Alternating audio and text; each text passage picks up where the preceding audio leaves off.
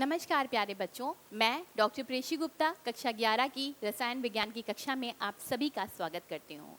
बच्चों, कक्षा 11 में रसायन विज्ञान की दो पुस्तकें हैं, रसायन विज्ञान भाग 1 और रसायन विज्ञान भाग 2। पर ध्यान रहे, लिखित परीक्षा एक ही होगी जो कि 70 अंकों की होगी और एक प्रयोगात्मक परीक्षा होगी जो 30 अंकों की होगी।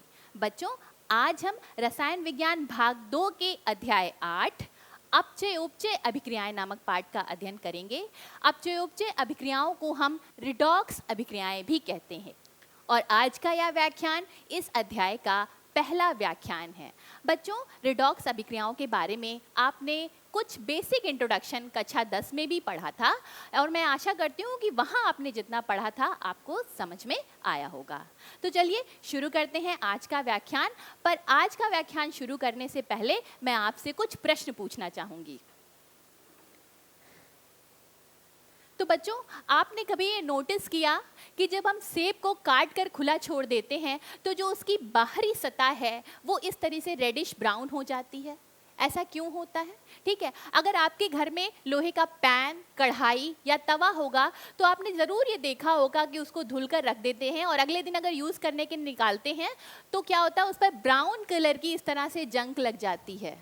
इसके पीछे क्या कारण है? ऐसा क्यों होता है? ठीक है, कैसे बदलता है वनस्पति तेल वनस्पति घी में? इसमें कौन से रासायनिक परिवर्तन इन्वॉल्व हैं? वनस्पति घी बेटा डालडा होता है, आपने ज़रूर सुना होगा। ठीक है, और खाना खाने से हमें ऊर्जा किस प्रकार मिलती है? इस अभिक्रिया में कौन सी रासायनिक परिवर्तन इन्वॉल्व होते हैं, कौन सी रासायनिक अभिक्रियाएं होती हैं जिससे हमें खाना खाने से ऊर्जा मिलती है? और यहाँ पर एलपीजी गैस का दहन दिखाया गया है। एलपीजी गैस का दहन आप सभी लोगों ने देखा ज़रूर होगा, लेकिन यहाँ पे कौन सी रासायनिक अभिक्रियाएं होती हैं, इसके बारे में कभी सोचा आपने? ये वे घटनाएं हैं जो हमारी लाइफ में डे टू डे घट रही हैं। तो आपने कभी ये सोचा कि इन घटनाओं के पीछे क्या केमिस्ट्री इन्वॉल्व है? ठीक है, तो आप इस बात पे सोचें। तो अगर आप सोच रहे हैं कि आज का टॉपिक क्योंकि रिडॉक्स अभिक्रियाएं हैं तो कहीं इन सारी घटनाओं के पीछे रिडॉक्स अभिक्रियाएं तो नहीं, तो हाँ, आपका गेस बिल्कुल ठीक है। इन सभी अभिक्रियाओं के पीछे रिडॉक्स अभिक्रियाओं का ही हाथ होता है। तो आइए हम जानते हैं कि रिडॉक्स अभिक्रियाएं क्या होती हैं। तो बच्चों, रिडॉक्स अभिक्रियाओं को हम अपचयोपचय अभिक्रियाएं भी कहते हैं और ये जो शब्द अपचयोपचय है ये दो शब्दों से मिलकर बना है, अपचयन और उपचयन। उपचयन को हम ऑक्सीकरण भी कहते हैं। ठीक है, और अपचयन को इंग्लिश में रिडक्शन कहते हैं जबकि ऑक्सीकरण को इंग्लिश में ऑक्सीडेशन कहते हैं। तो ये जो रिडॉक्स अभिक्रिया में रेड आया, ये कहाँ से आया? रिडक्शन से आया। और ये जो ऑक्स आया ये ऑक्सीडेशन से आया। तो यहाँ से क्लियर है कि रिडॉक्स अभिक्रियाएं वे अभिक्रियाएं होती हैं जिसमें ऑक्सीकरण और अपचयन दोनों साथ साथ होता है। बात करते हैं ऑक्सीकरण की कि क्या होता है ऑक्सीकरण। तो बच्चों, ऑक्सीकरण को हम ऑक्सीडेशन भी कहते हैं। नाम से ही क्लियर है, ऑक्सी एडिशन यानी ऑक्सीजन का एडिशन हो रहा है। ठीक है, तो बच्चों, अगर किसी अभिक्रिया में किसी स्पीशीज से ऑक्सीजन जुड़ती है तो उस अभिक्रिया को हम क्या कहते हैं? ऑक्सीकरण अभिक्रिया कहते हैं। ठीक है, वो स्पीशीज कोई भी हो सकती है, कोई एटम हो सकता है, मॉलिक्यूल हो सकता है या आयन हो सकता है। अपचयन अभिक्रिया जस्ट इसका रिवर्स होती है। तो अगर किसी अभिक्रिया में किसी स्पीशीज से ऑक्सीजन निकल रही है, ऑक्सीजन का निष्कासन हो रहा है, तो वह अभिक्रिया क्या कहलाती है? अपचयन की अभिक्रिया कहलाती है या रिडक्शन कहलाता है। अगर हाइड्रोजन के संदर्भ में समझें तो अगर किसी अभिक्रिया में किसी स्पीशीज में ऑक्सीजन जुड़ रही है तो उसे हम अपचयन अभिक्रिया कहेंगे, और अगर किसी स्पीशीज से हाइड्रोजन निकल रही है तो उसे हम क्या कहेंगे बच्चों? ऑक्सीकरण अभिक्रिया कहेंगे। इसे हम एक उदाहरण के माध्यम से समझते हैं। तो जब मीथेन की अभिक्रिया होती है ऑक्सीजन से तो क्या बनता है बच्चों? देखिए, कार्बन डाइऑक्साइड बनता है और जल बनता है। यहाँ पर जब मीथेन से कार्बन डाइऑक्साइड बनता है तो आप देख रहे हैं क्या हो रहा है? हाइड्रोजन निकल रही है जबकि ऑक्सीजन जुड़ रही है। और हाइड्रोजन का निकलना या ऑक्सीजन का जुड़ना क्या कहलाता है? ऑक्सीडेशन कहलाता है। यानी कि क्या हो रहा है बच्चों? मीथेन का ऑक्सीडेशन हो रहा है। ठीक है, कार्बन डाइऑक्साइड में। और ऑक्सीजन से क्या हो रही है, देखिए ऑक्सीजन से हाइड्रोजन जुड़ रही है और जल बन रहा है। तो यहाँ पर ऑक्सीजन का क्या हो रहा है, हाइड्रोजन का जुड़ना क्या कहलाता है, रिडक्शन। तो ऑक्सीजन क्या क्या हो रहा है बच्चों, रिडक्शन हो रहा है, यानी अपचयन हो रहा है। तो ये बेसिक बात आपने कक्षा 10 में पढ़ी थी। अब अगर मैं एक दूसरा एग्जाम्पल दूं कि सोडियम अभिक्रिया करता है क्लोरीन से और क्या बनता है, NaCl बनता है। तो बेटा अब इस अभिक्रिया में आप कैसे पता लगाएंगे कि किसका ऑक्सीकरण हो रहा है, किसका अपचयन हो रहा है, क्योंकि यहाँ पे ना तो ऑक्सीजन पार्टिसिपेट कर रही है ना हाइड्रोजन पार्टिसिपेट कर रही है। तो ऐसी अभिक्रियाओं की व्याख्या करने के लिए रसायन शास्त्रियों ने ऑक्सीकरण और अपचयन की अभिक्रियाओं में कुछ बदलाव किए, जिसका विस्तृत अध्ययन हम कक्षा 11 में करेंगे। तो बच्चों चलिए शुरू करते हैं आज का व्याख्यान और देखते हैं कि आज के इस व्याख्यान के चर्चा के मुख्य बिंदु क्या हैं। ठीक है, तो बच्चों आज हम पढ़ेंगे क्या होती हैं ऑक्सीकरण अभिक्रियाएं, अपचयन अभिक्रियाएं और अपचयोपचय अर्थात रिडॉक्स अभिक्रियाएं। ठीक है, उसके बाद हम रिडॉक्स अभिक्रियाओं को पढ़ेंगे इलेक्ट्रॉन स्थानांतरण अभिक्रियाओं के रूप में। ठीक, उसके बाद हम दैनिक जीवन में घटने वाली कुछ महत्वपूर्ण रिडॉक्स अभिक्रियाओं के बारे में भी चर्चा करेंगे और उसके बाद हम जानेंगे कि क्या होते हैं ऑक्सीकारक और क्या होते हैं अपचायक। ठीक है बच्चों, चलिए शुरू करते हैं। तो बच्चों अभी आपने पढ़ा था कि ऑक्सीकरण अभिक्रिया क्या होती है। तो अगर किसी पदार्थ में ऑक्सीजन का समावेश होता है या हाइड्रोजन का निष्कासन, या तो ऑक्सीजन जुड़ जाए या हाइड्रोजन निकल जाए, तो उसे हम क्या कहते हैं, ऑक्सीकरण अभिक्रिया कहते हैं। तो यहाँ देखिए मैग्नीशियम अभिक्रिया करता है ऑक्सीजन से और क्या बना रहा है, मैग्नीशियम ऑक्साइड। तो यहाँ पे ऑक्सीजन का समावेश हो रहा है मैग्नीशियम में, इसीलिए इस अभिक्रिया में मैग्नीशियम का मैग्नीशियम ऑक्साइड में ऑक्सीकरण हो रहा है। ठीक, यहाँ पे जब सल्फर अभिक्रिया करता है ऑक्सीजन के साथ तो क्या बनाता है बच्चों, सल्फर डाइऑक्साइड बनाता है। तो यहाँ पे भी देखिए सल्फर सीधे सीधे ऑक्सीजन जो है वो सीधे सीधे सल्फर से जुड़ रही है। ठीक है, ऑक्सीजन का समावेश हो रहा है और सल्फर डाइऑक्साइड बन रहा है। तो इसका मतलब यहाँ पे सल्फर का सल्फर डाइऑक्साइड में क्या हो रहा है बच्चों, ऑक्सीडेशन हो रहा है। ठीक, अब ये अभिक्रिया अभी आपने पढ़ी थी कि मीथेन जब अभिक्रिया करता है ऑक्सीजन से तो कार्बन डाइऑक्साइड बनता है और यहाँ पे क्या बनता है, जल बनता है। तो इस अभिक्रिया में भी देखिए मीथेन से जब कार्बन डाइऑक्साइड पर आप आते हैं तो हाइड्रोजन निकल रही है और ऑक्सीजन जुड़ रही है, यानी कि यहाँ पर क्या हो रहा है बेटा, मीथेन का ऑक्सीकरण हो रहा है किसमें, कार्बन डाइऑक्साइड में। यहाँ पे देखिए हाइड्रोजन सल्फाइड जब अभिक्रिया करता है ऑक्सीजन से तो क्या बनता है, सल्फर बनता है और जल बनता है। यहाँ देखिए हाइड्रोजन सल्फाइड से सल्फर बनने की प्रक्रिया में हाइड्रोजन निकलती है, ये देख रहे हैं ना, और हाइड्रोजन का निष्कासन क्या कहलाता है, ऑक्सीकरण कहलाता है। तो यहाँ पे H2S का सल्फर में क्या हो रहा है, ऑक्सीडेशन हो रहा है। ये ऑक्सीडेशन का शॉर्ट फॉर्म बेटा मैंने लिखा है। ठीक है, ये क्लियर होगा आपको। आगे बढ़ते हैं और देखते हैं अगली अभिक्रियाएं। तो बच्चों अब हम इस तरह की अभिक्रियाएं देखते हैं कि मैग्नीशियम अभिक्रिया करती है फ्लोरीन से, क्लोरीन से और सल्फर से।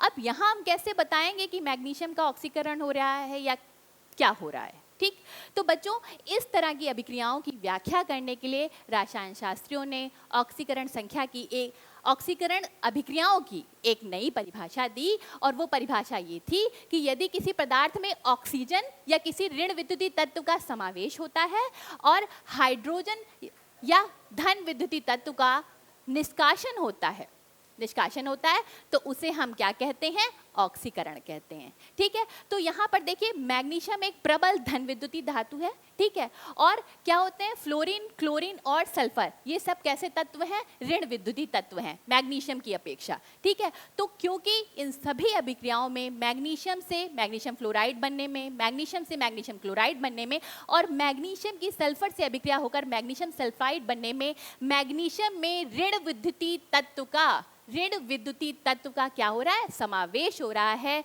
तो इन सभी अभिक्रियाओं में बच्चों क्या हो रहा है, ऑक्सीडेशन हो रहा है। किसका, मैग्नीशियम का। ठीक है, क्योंकि मैग्नीशियम से ऋण विद्युतीय तत्व जुड़ रहा है। अब एक अभिक्रिया ये देखते हैं कि पोटेशियम फेरोसाइनाइड अभिक्रिया करता है हाइड्रोजन पेरोक्साइड से। H2O2 को क्या कहते हैं बच्चों? Hydrogen peroxide. और क्या बनता है? पोटेशियम फेरिसाइनाइड बनता है और पोटेशियम हाइड्रोक्साइड बनता है। इस अभिक्रिया में देखिए क्या होता है कि पोटेशियम फेरोसाइनाइड के एक अणु में कितने पोटेशियम है बेटा? 4 पोटेशियम है। और यहाँ पर पोटेशियम फेरिसाइनाइड में कितने पोटेशियम रह गए? 3 पोटेशियम रह गए, यानी धन विद्युतीय तत्व निकल गया। और धन विद्युतीय तत्व का निष्कासन क्या कहलाता है? ऑक्सीकरण कहलाता है। तो इस अभिक्रिया में पोटेशियम फेरोसाइनाइड का पोटेशियम फेरिसाइनाइड में क्या हो जाता है बच्चों? ऑक्सीडेशन हो जाता है। ठीक, ये क्लियर हो गया। पोटेशियम एस ब्लॉक का तत्व है और ये एक धन विद्युतीय तत्व होता है बच्चों।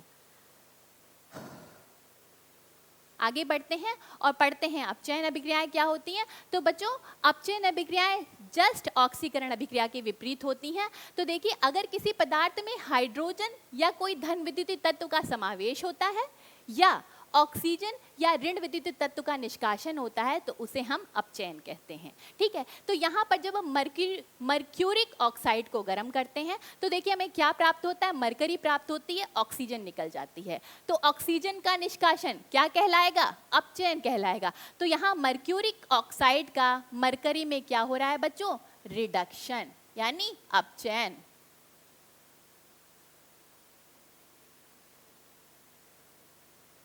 रिडक्शन हो रहा है। ठीक, यहाँ पर देखिए फेरिक क्लोराइड जब अभिक्रिया करता है हाइड्रोजन के साथ तो बनता है फेरस क्लोराइड और HCl बनता है। यहाँ देखिए जो क्लोरीन है वो आयरन की अपेक्षा ऋण विद्युतीय है। ठीक है, आयरन एक धातु है। तो फेरिक क्लोराइड में एक आयरन के साथ 3 क्लोरीन जुड़ी हुई होती हैं, जबकि फेरस क्लोराइड में एक आयरन के साथ 2 क्लोरीन जुड़ी हुई होती हैं। तो जब यहाँ पर क्या हो रहा है? ऋण विद्युतीय तत्व की देखिए कमी हो रही है और ऋण विद्युतीय तत्व का निष्कासन क्या कहलाता है? अपचयन कहलाता है। तो यहाँ फेरिक क्लोराइड का फेरस क्लोराइड में बच्चों क्या हो रहा है? रिडक्शन हो रहा है। ठीक, यानी अपचयन हो रहा है। यहाँ एथीन अभिक्रिया कर रही है हाइड्रोजन से और एथेन बना रही है। तो बच्चों साफ साफ लिखा हुआ है कि हाइड्रोजन का समावेश क्या कहलाता है? अपचयन कहलाता है। तो यहाँ एथीन का एथेन में क्या हो रहा है बेटा? रिडक्शन हो रहा है। क्लियर? ठीक,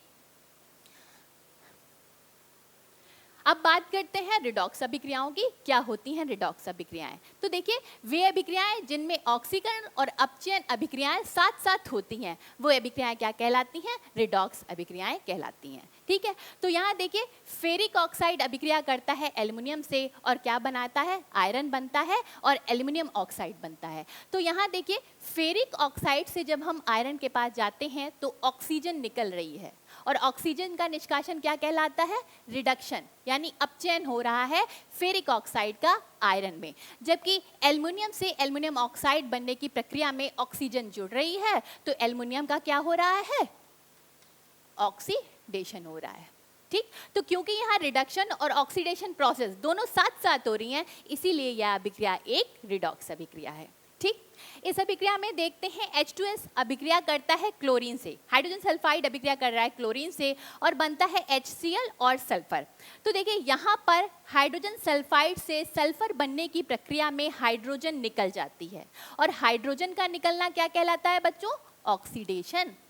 तो यहाँ हाइड्रोजन सल्फाइड का सल्फर में ऑक्सीकरण हो रहा है जबकि क्लोरीन से हाइड्रोजन जुड़ रही है और हाइड्रोजन का जुड़ना क्या कहलाता है बच्चों?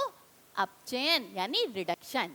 ठीक, कुछ और एग्जाम्पल से समझते हैं बच्चों। तो यहाँ पे देखिए एक अभिक्रिया और समझते हैं कि जब मर्क्यूरिक क्लोराइड अभिक्रिया करता है स्टेनस क्लोराइड से तो हमें क्या प्राप्त होता है? मर्क्यूरस क्लोराइड प्राप्त होता है और स्टेनिक क्लोराइड प्राप्त होता है।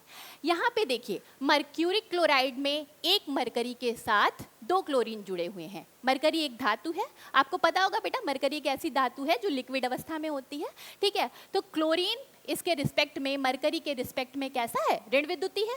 ठीक है, तो मर्क्यूरिक क्लोराइड से मर्क्यूरस क्लोराइड बनने की प्रक्रिया में देखिए यहाँ पे एक मरकरी से 2 क्लोरीन जुड़े हुए हैं और यहाँ पर एक मरकरी पर एक ही क्लोरीन है, यानी कि ऋण विद्युतीय तत्व में क्या हो गई, कमी हो गई। तो इसका मतलब मर्क्यूरी क्लोराइड का मर्क्यूरस क्लोराइड में क्या हो रहा है बेटा, रिडक्शन हो रहा है, यानी अपचयन हो रहा है। जबकि स्टेनस क्लोराइड में 2 क्लोरीन जुड़े हुए थे एक अणु में स्टेनस क्लोराइड के, और स्टेनिक क्लोराइड में एक टिन के साथ 4 क्लोरीन जुड़े हुए हैं।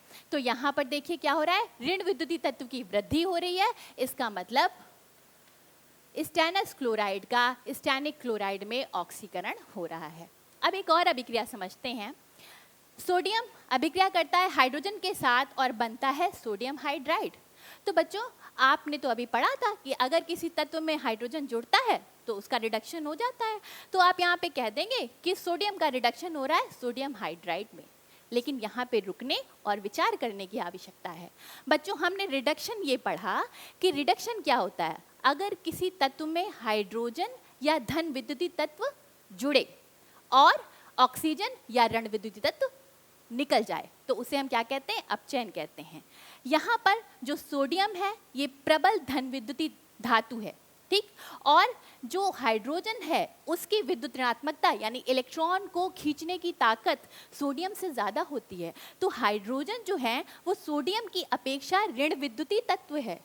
तो यहाँ पर सोडियम से एक ऋण विद्युतीय तत्व जुड़ रहा है बच्चों, तो सोडियम का ऑक्सीकरण हो रहा है जबकि हाइड्रोजन का रिडक्शन हो रहा है बेटा, है ना।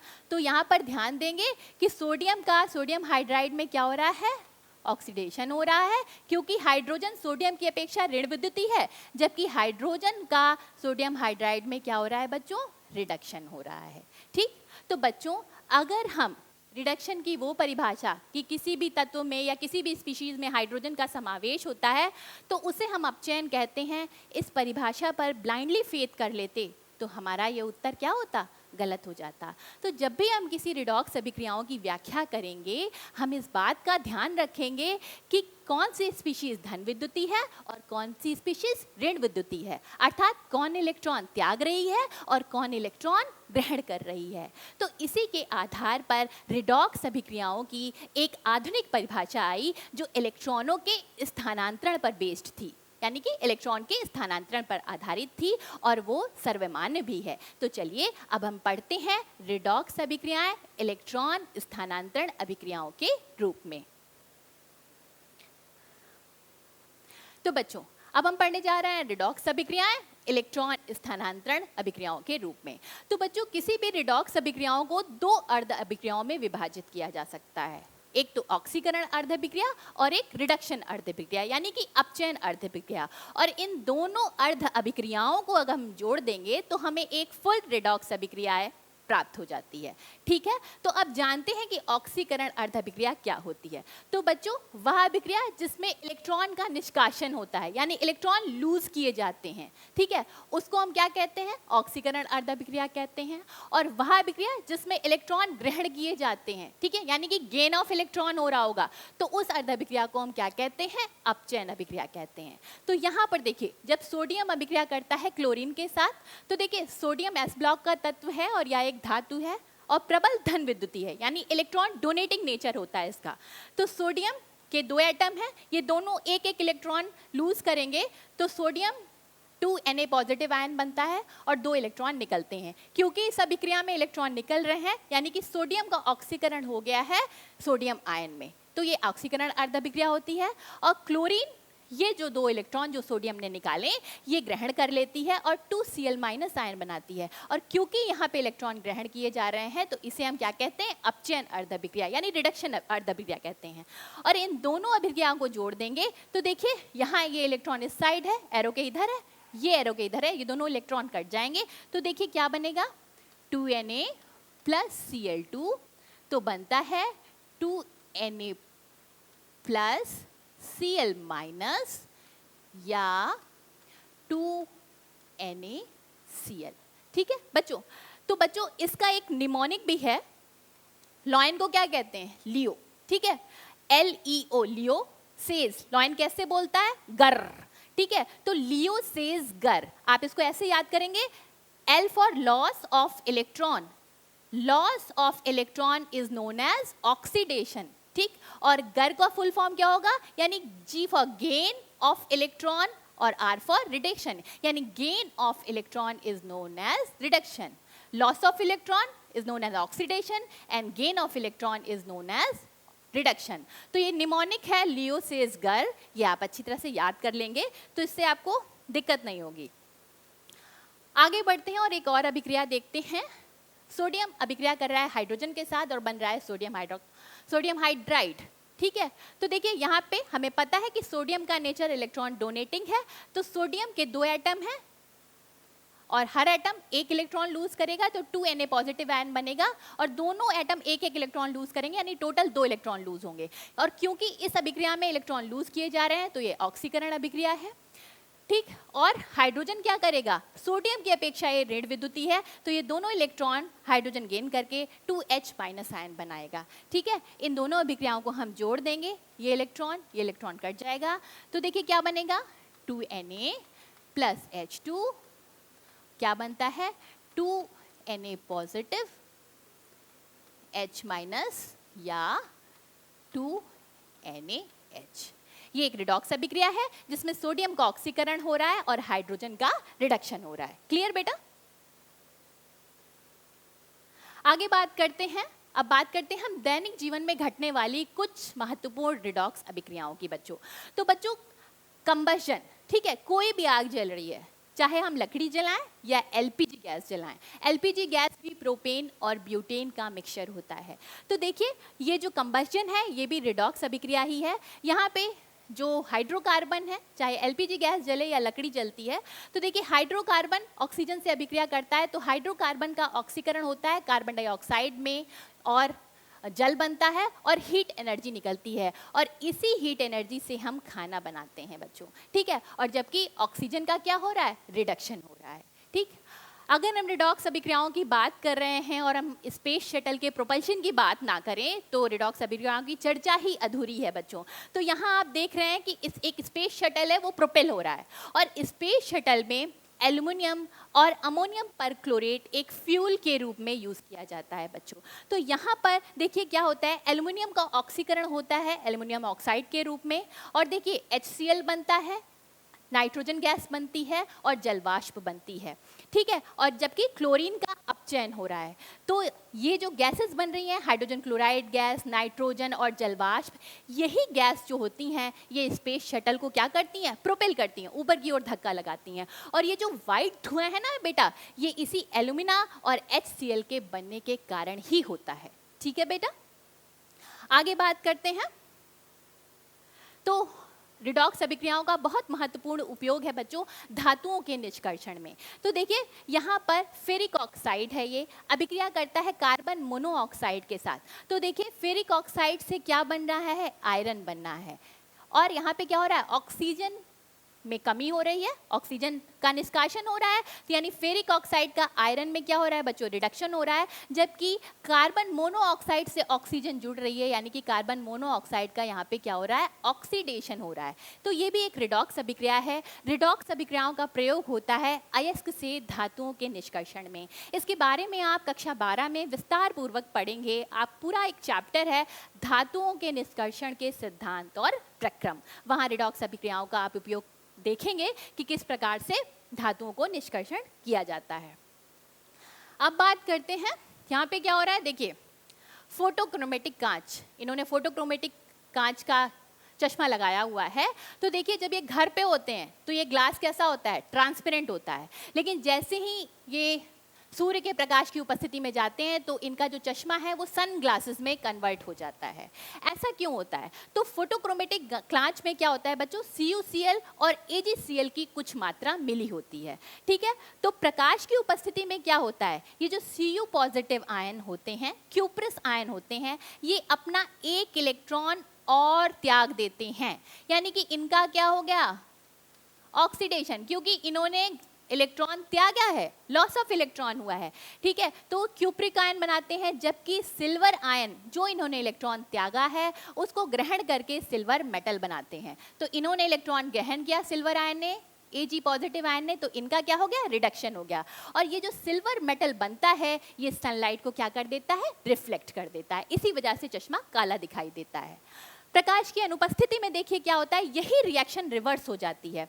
सिल्वर मेटल जो है वो एक इलेक्ट्रॉन लूज करता है और यहाँ पे देखिए सिल्वर आयन बना लेता है। तो यहाँ पे सिल्वर मेटल का ऑक्सीडेशन हो रहा है क्योंकि इसने इलेक्ट्रॉन लूज किए, किसमें, सिल्वर आयन में।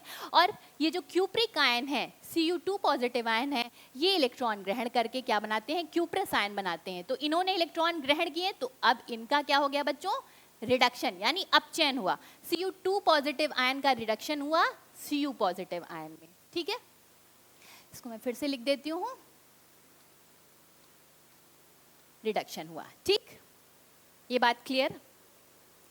आगे बात करते हैं बहुत महत्वपूर्ण अभिक्रिया की। तो बच्चों आप सभी को पता है कि पेड़ पौधे क्या करते हैं, जल, वायुमंडल की कार्बन डाइऑक्साइड और सूर्य के प्रकाश की उपस्थिति में अपना खाना बनाते हैं और कार्बोहाइड्रेट बनाते हैं। ठीक है, इस अभिक्रिया को आप सबको पता है क्या कहते हैं, फोटोसिंथेसिस की अभिक्रिया कहते हैं। ठीक है, और रात में ये क्या करते हैं, इसी कार्बोहाइड्रेट की वायुमंडल से ऑक्सीजन लेते हैं और इस कार्बोहाइड्रेट की अभिक्रिया ऑक्सीजन से कराते हैं। तो यहाँ देखिए कार्बोहाइड्रेट की अभिक्रिया ऑक्सीजन से हो रही है और क्या बनता है, कार्बन डाइऑक्साइड बनता है, जल बनता है और 36 अणु निकलते हैं एटीपी के। तो बच्चों यहाँ पे क्या हो रहा है, कार्बोहाइड्रेट का ऑक्सीकरण हो रहा है कार्बन डाइऑक्साइड में और जल में। ठीक है, और ये जो एटीपी के अणु हैं इनको क्या हम कहते हैं, एडिनोसिन ट्राइफॉस्फेट। और बच्चों कोशिका में जो ऊर्जा है वो एटीपी के रूप में ही संचित होती है। तो जैसे बच्चों पैसा हमारे पास करेंसी के रूप में संचित होता है, वैसे कोशिका की जो ऊर्जा है वो एटीपी के रूप में संचित होती है। इसे करेंसी ऑफ सेल्स कहते हैं। और जो हमारी बॉडी में मूवमेंट हो रहा है, हमारे हाथ पैर हिल रहे हैं, जितनी भी मेटाबॉलिक प्रोसेस हमारी बॉडी में हो रही है वो एटीपी के टूटने के कारण ही होती है। तो इस अभिक्रिया में कार्बोहाइड्रेट का ऑक्सीकरण होता है, ऑक्सीजन का रिडक्शन होता है। तो ये जो रेस्पिरेशन की प्रक्रिया है जो पौधे रात में करते हैं और हम लोग हमेशा करते रहते हैं, ये भी एक रिडॉक्स अभिक्रिया ही है। ठीक, आगे बढ़ते हैं बच्चों। और अब रिडॉक्स अभिक्रिया के फायदे तो हमने देख लिए, एक बहुत बड़ा नुकसान भी है, देखिए एक या कई हैं। संक्षारण यानी जंग लगना, ये आप जहाज देख रहे हैं जो काफ़ी जंग लग गई है, खराब हो गया है। रिफाइनरीज में भी जो बॉयलर के पाइप होते हैं वो भी धीरे धीरे डैमेज होते जाते हैं, उनमें भी जंग लगती जाती है और वो खराब हो जाते हैं। तो उसका कारण क्या है, देखिए आयरन जो है वो वायुमंडल की ऑक्सीजन और मॉइस्चर के साथ अभिक्रिया करके क्या बना लेती है, रस्ट यानी जंग बना लेती है। ये सूत्र रस्ट का है बच्चों। और यहाँ पे आयरन का ऑक्सीडेशन होता है जबकि ऑक्सीजन का रिडक्शन हो रहा है। तो एक बहुत बड़ा नुकसान है बच्चों। यही नहीं, ओजोन लेयर में जो डिप्लेशन हो रहा है, हमारी जो एजिंग हो रही है, हम लोग जो बूढ़े हो रहे हैं, उसका कारण भी रिडॉक्स अभिक्रियाएं ही हैं बच्चों। ठीक है, आगे बढ़ते हैं और जानते हैं कि क्या होते हैं ऑक्सीकारक और क्या होते हैं अपचायक। तो बच्चों ऑक्सीकारक मतलब ऑक्सीडाइजिंग एजेंट, नाम से ही स्पष्ट है। ऑक्सीकारक जो दूसरों को ऑक्सीकृत करते हैं, जो दूसरों को ऑक्सीकृत कर रहे हैं, तो स्वयं इनका क्या हो रहा है, अपचयन हो रहा है। और अपचयन क्या हो रहा है, रिडक्शन मतलब क्या होता है, गेन ऑफ इलेक्ट्रॉन। तो जो इलेक्ट्रॉन ग्रहण करते हैं उन्हें हम क्या कहते हैं, ऑक्सीडाइजिंग एजेंट या ऑक्सीकारक कहते हैं। बात करते हैं अपचायक की। तो अपचायक दूसरों को अपचयित करते हैं, स्वयं क्या हो जाते हैं, ऑक्सीकृत होते हैं। और ऑक्सीकरण किसका होता है, लॉस ऑफ इलेक्ट्रॉन, जो इलेक्ट्रॉन को निकालते हैं। तो जो इलेक्ट्रॉन को निकालते हैं वो रिड्यूसिंग एजेंट यानी अपचायक कहलाते हैं, और जो इलेक्ट्रॉन को ग्रहण करते हैं वो ऑक्सीकारक या ऑक्सीडाइजिंग एजेंट कहलाते हैं। यहाँ एक अभिक्रिया देखते हैं, जिंक अभिक्रिया करता है Cu2 पॉजिटिव आयन से, और क्या बनता है, जिंक 2 पॉजिटिव आयन और कॉपर मेटल। क्योंकि जिंक इलेक्ट्रॉन निकाल रहा है और इलेक्ट्रॉन को जो निकालता है उसको क्या हम कहते हैं, अपचायक। तो जिंक क्या होगा बेटा, अपचायक। ठीक, तो जिसका ऑक्सीकरण होता है वो अपचायक होता है। और Cu2 पॉजिटिव आयन क्योंकि इलेक्ट्रॉन ग्रहण कर रहा है तो ये क्या होगा, ऑक्सीकारक। ठीक ठीक, एक और अभिक्रिया से समझते हैं इसको। ठीक, 2Na प्लस Cl2 बनता है 2NaCl। इस अभिक्रिया में देखिए सोडियम इलेक्ट्रॉन निकाल रहा है, तो सोडियम इलेक्ट्रॉन निकाल रहा है, इसका मतलब ये अपचायक है। ठीक है, ये रिड्यूसिंग एजेंट है। जो इलेक्ट्रॉन निकालते हैं वो अपचायक होते हैं, और जो इलेक्ट्रॉन को ग्रहण करते हैं वो क्या होते हैं, ऑक्सीकारक होते हैं बच्चों, ऑक्सीकारक। पीरियोडिक टेबल से समझें तो बच्चों पीरियोडिक टेबल का जो एस ब्लॉक है वो दो वर्गों में विभाजित है, वर्ग 1 और वर्ग 2। वर्ग 1 के तत्वों के अंतिम कोश में 1 इलेक्ट्रॉन होता है और वर्ग 2 के तत्वों के अंतिम कोश में 2 इलेक्ट्रॉन होते हैं। और बच्चों ये जो एस ब्लॉक के तत्व हैं ये नोबल गैस कॉन्फ़िगरेशन को अचीव करने के लिए डेस्परेटली अपने इलेक्ट्रॉन त्यागना चाहते हैं। ठीक, तो क्योंकि ये इलेक्ट्रॉन त्यागना चाहते हैं तो एक प्रबल अपचायक की भांति व्यवहार करते हैं। अगर हम बात करें हैलोजेंस की तो इनके पास नोबल गैस कॉन्फ़िगरेशन को अचीव करने में केवल 1 इलेक्ट्रॉन की कमी होती है। ठीक है, तो ये डेस्परेटली क्या करना चाहेंगे, इलेक्ट्रॉन ग्रहण करना चाहेंगे। तो हैलोजेंस जो है वो एक ऑक्सीकारक की भांति व्यवहार करते हैं। अगर हम बात करें बीच के तत्वों की तो ये डिपेंड करता है कि उनकी रिएक्शन किसके साथ हो रही है। अगर प्रबल अपचायक के साथ हो रही होगी तो वो इलेक्ट्रॉन ग्रहण कर लेंगे और अगर प्रबल ऑक्सीकारक के साथ होगी तो वो इलेक्ट्रॉन डोनेट कर देंगे। ठीक है बच्चों, तो कुछ अभ्यास प्रश्न करते हैं ये देखने के लिए कि आज जो हमने पढ़ा उसे कितना सीखा। नीचे एक सेल डायग्राम दिया है, आपको बताना है किस तत्व का ऑक्सीकरण हो रहा है। बेटा इलेक्ट्रॉन यहाँ से इधर की ओर फ्लो कर रहे हैं, यानी इलेक्ट्रॉन यहाँ से लूज किए जा रहे होंगे। और आपको एक निमोनिक हमने याद कराया है, लियो सेसगर, यानी लॉस ऑफ इलेक्ट्रॉन। तो यहाँ पे लॉस कौन कर रहा है, इलेक्ट्रॉन, जिंक कर रहा है। तो loss of electron is known as oxidation. तो ऑक्सीडेशन किसका हो रहा है बेटा इस रिएक्शन में, जिंक का हो रहा है। ठीक, ये क्लियर हो गया। आगे बात करते हैं, यहाँ पे आपको बताना है कौन ऑक्सीकारक है कौन सा अपचायक है। यहाँ क्यूप्रिक ऑक्साइड से कॉपर बन रहा है, ऑक्सीजन निकल रहा है ना। तो यहाँ पर ऑक्सीजन निकल रहा है तो क्यूप्रिक ऑक्साइड का क्या हो रहा है, अपचयन हो रहा है। ठीक, तो जिसका अपचयन होता है उसको हम क्या कहते हैं बेटा, ऑक्सीकारक कहते हैं। ठीक, और क्योंकि हाइड्रोजन से ऑक्सीजन जुड़ रही है, जल बन रहा है, तो हाइड्रोजन का क्या हो रहा है, ऑक्सीकरण हो रहा है, ऑक्सीकरण हो रहा है। तो ये क्या कहलाएगा बेटा, अपचायक कहलाएगा। ठीक, यहाँ पे देखिए पोटेशियम और फ्लोरीन अभिक्रिया कर रहे हैं। तो पोटेशियम क्योंकि इलेक्ट्रॉन लूज कर रहा है, इसमें प्लस आवेश है, जो इलेक्ट्रॉन लूज करता है वो क्या कहलाता है, अपचायक कहलाता है। और जो इलेक्ट्रॉन ग्रहण करता है वो क्या कहलाता है, ऑक्सीकारक कहलाता है। ठीक, ये क्लियर हो गया बच्चों। तो ये आपका गृह कार्य है बच्चों, आपको बताना है निम्नलिखित रिडॉक्स अभिक्रियाओं में कौन ऑक्सीकारक है और कौन अपचायक है। आप इसको अच्छे से देख लीजिए। ठीक है, और दूसरा प्रश्न ये है कि रिडॉक्स अभिक्रियाओं से आप क्या समझते हैं और दैनिक जीवन में घटने वाली किन्हीं 3 रिडॉक्स अभिक्रियाओं को उदाहरण सहित आपको बताना है। तो बच्चों आज हमने जाना कि क्या होती हैं ऑक्सीकरण अभिक्रियाएं, क्या होती हैं अपचयन अभिक्रियाएं और क्या होती हैं रिडॉक्स अभिक्रियाएं। दैनिक जीवन में घटने वाली कुछ महत्वपूर्ण रिडॉक्स अभिक्रियाओं का भी अध्ययन किया और हमने जाना रिडॉक्स अभिक्रियाएं इलेक्ट्रॉन स्थानांतरण अभिक्रियाओं के रूप में।